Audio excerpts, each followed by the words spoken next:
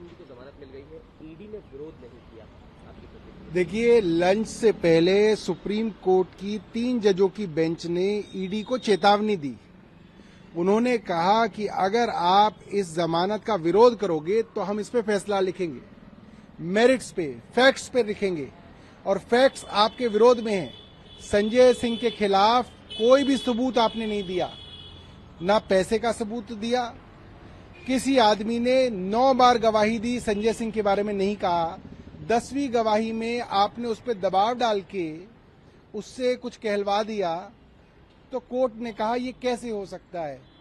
इसलिए ईडी ने लंच के बाद केंद्र सरकार से बात करके कहा कि हम इसका विरोध नहीं करेंगे, क्योंकि अगर विरोध करते और कोर्ट जमानत देती, जैसा कि कोर्ट ने पहले ही कह दिया था, तो ये पूरा का पूरा केस जो है हवा में उड़ जाता, पूरा का पूरा केस ही खत्म हो जाता।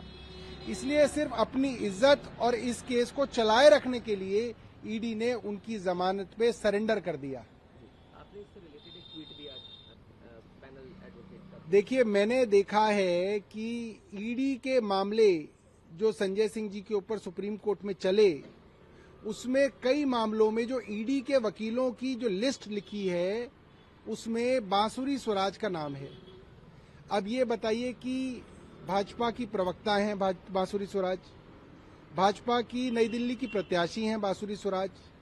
कल ही हम कह रहे थे कि ईडी और भाजपा एक है, आज ये साफ हो गया। ये जो नौटंकी कर रहे थे कि ईडी स्वायत्त संस्था है, अरे भाई तुम्हारे लोग उसके अंदर वकील हैं, काहे की स्वायत्त संस्था है ईडी?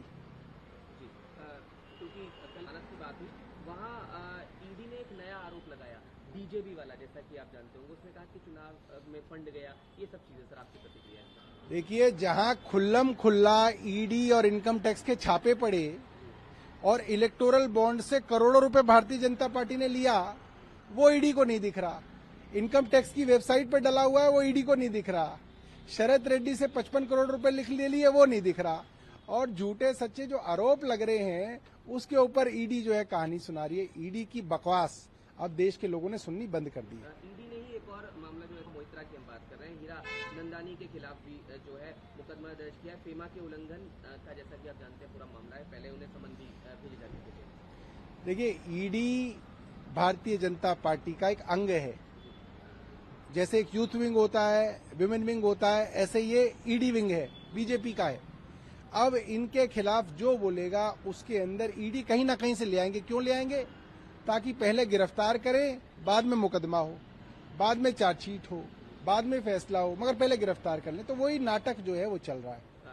थोड़ा बात करें तो राहुल गांधी ने एक आग वाला बयान दिया था, प्रधानमंत्री ने उस पर पलटवार किया है, और आगामी लोकसभा चुनाव को लेकर जैसा कि आप देख रहे हैं कि उन्होंने अपना जो प्रचार शुरू कर दिया। देखिए, मैं हैरान हूं कि प्रधानमंत्री 10 साल सत्ता में रहे, उन्होंने देश के लिए क्या किया ये बताने के लिए उनके पास नहीं है।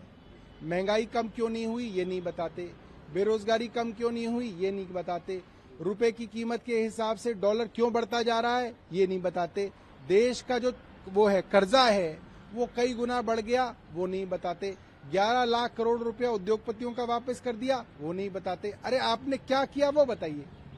किसी ने किसी को क्या कह दिया, मुझको किसी ने गाली दे दी, मैं बहुत बेचारा हूँ, ये सब बातें जो है शोभा नहीं देती। आपने जो काम किया है वो बताइए। प्रचार को लेकर निशाना साधा है, प्रचार के पापा कहते हुए, जिसमें ये कहा गया था कि मोदी ने युद्ध रोका, फंसे भारतीयों को निकाला, ऐसे विज्ञापन की बात। अब देखिए, सब लोग आजकल भारतीय जनता पार्टी की एडवर्टाइजमेंट का मजाक उड़ा रहे हैं। लोग कह रहे हैं कि मोदी जी ने कहा कि उन्होंने यूक्रेन और रशिया की वॉर रुकवा दी, और मणिपुर में दंगे होते रहे, मोदी जी उसको रुकवा नहीं पाए। तो ये तो आज सवाल जो है लोग पूछ रहे हैं और मजाक उड़ा रहे हैं। एस जयशंकर ने कहा है कि एक समय था जब भारत दूसरे नंबर पर और चीन पहले, और पीओके और चीन के कब्जे वाले भारतीय क्षेत्रों के लिए उन्होंने नेहरू की गलतियों का, अतीत का हवाला देते हुए कहा। देखिए, पिछले कुछ सालों में जिस तरीके से चीन ने भारत की जमीन पर कब्जा किया है, जयशंकर पूरी तरीके से फेल हुए हैं। उनके बस की चीन के विरोध में एक शब्द कहना नहीं है। चीनी कंपनियों का व्यापार देश में बढ़ता जा रहा है। चीनी कंपनियों के व्यापार की वजह से देश का व्यापारी मर रहा है, देश का इंडस्ट्रियल जो छोटा छोटा स्मॉल स्केल इंडस्ट्री वाला आदमी है वो मर रहा है। मगर जयशंकर जी के बस की बात नहीं है कि चीन के विरोध में कोई बात कह सकें। इस तरीके से कमजोर फॉरेन मिनिस्टर देश का नुकसान कर रहा है।